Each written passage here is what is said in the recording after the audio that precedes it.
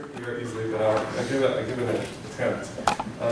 We started talking about research questions, research needs, and so I'll just, we didn't identify all the research questions, obviously, but some of the questions that came up include really just the importance of actually identifying users' needs. And we talked a little bit about at what level should we be focusing, at local levels, regional, national levels. And I think there wasn't a clear consensus about that, but there was a sense that at the local level, connecting to user groups and disability associations is a really good way to start. That those groups know a lot about what's happening on the ground, and that's probably a powerful place to start. At higher levels, the notion of using something like the ICF, the International Classification of Functioning, which is being used across many countries, evidently more in other countries than in this country, might be a way to think about sort of broadly, who are the people who may have needs around assistive technology. There was some discussion, and I know this is something Georgie is very interested in, and that is how do you build research capacity in country so that we're not going into a country, conducting research about people, and then reporting it somewhere, and maybe it doesn't get used or whatever. But how do we work with researchers in country to help build capacity to conduct research and to identify needs? There's an interest in thinking about how does innovation take root. So there are lots of leaders, if you will, individuals with disabilities who are highly successful, who are making things work, and looking at those individuals and talking to those individuals about what it is that allowed for them to be successful in that environment, what how they have managed either to develop their own support system or to tie into a support system.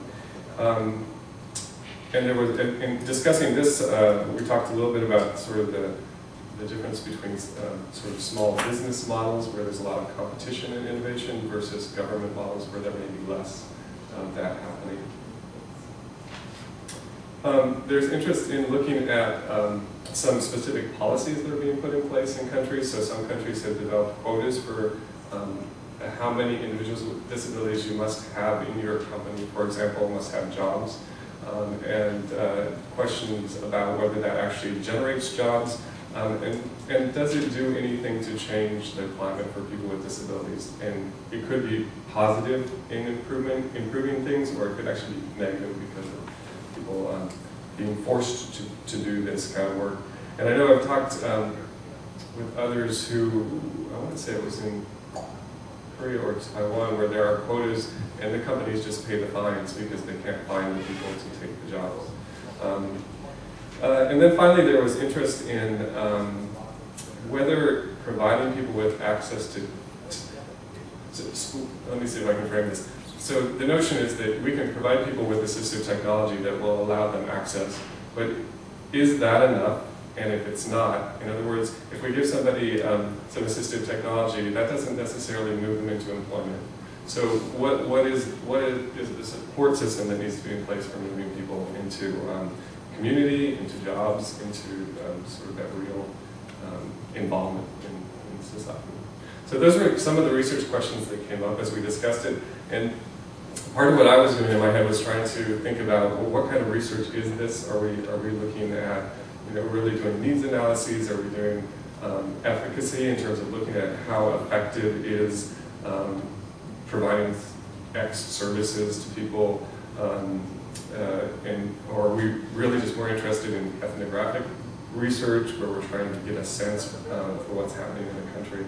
And all of those seem important, so we can get to a sense of prioritization about that.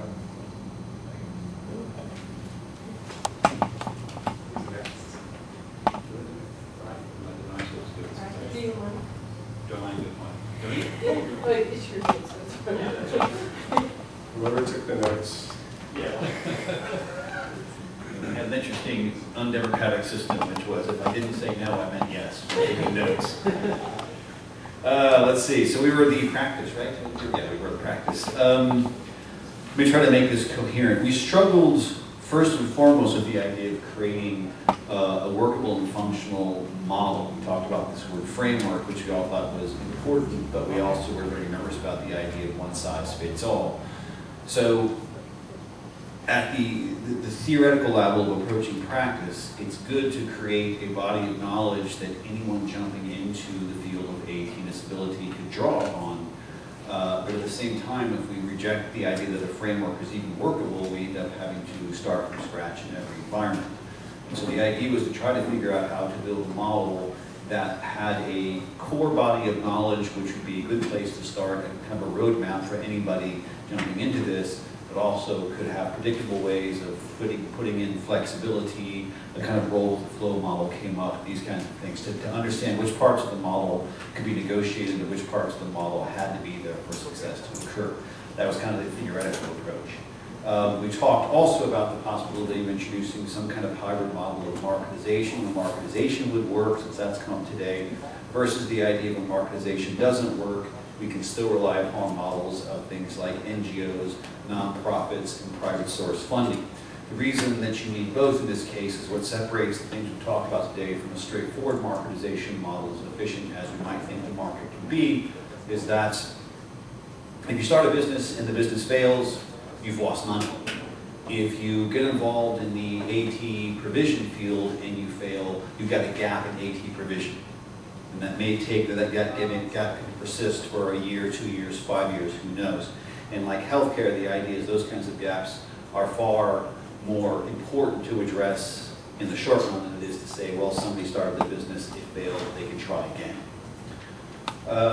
Then we talked about the types of differences we faced. We talked about understanding the difference between low-tech and high-tech provision. We've talked a lot about, for instance, access to the internet and some of the high-tech tools. I think Lo added in talking about Malaysia that we really need to also keep in mind that it's a low-tech, high-tech. There's all sorts of levels at which you can jump into this model. That's part of the thing that has to be addressed appropriately. We talked about the importance of information sharing, that not all information has to be shared, for instance, in a high-tech way. It can be shared in a low-tech way, but again, there's this idea that in practice there has to be some kind of consistent framework available so that all information can be shared in a consistent way. If one village is doing something that's working, there's got to be a way to get all other villages to be able to get access to that information, even if internet access is not a possibility.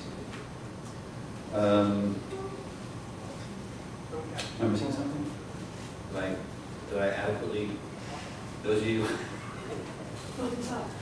I succeeded. Yay, I got the job. Okay, I think that pretty much does Harvard. I'll turn the mic over to whoever, who's the third one? Policy, there we go. Who's the spokesperson for policy?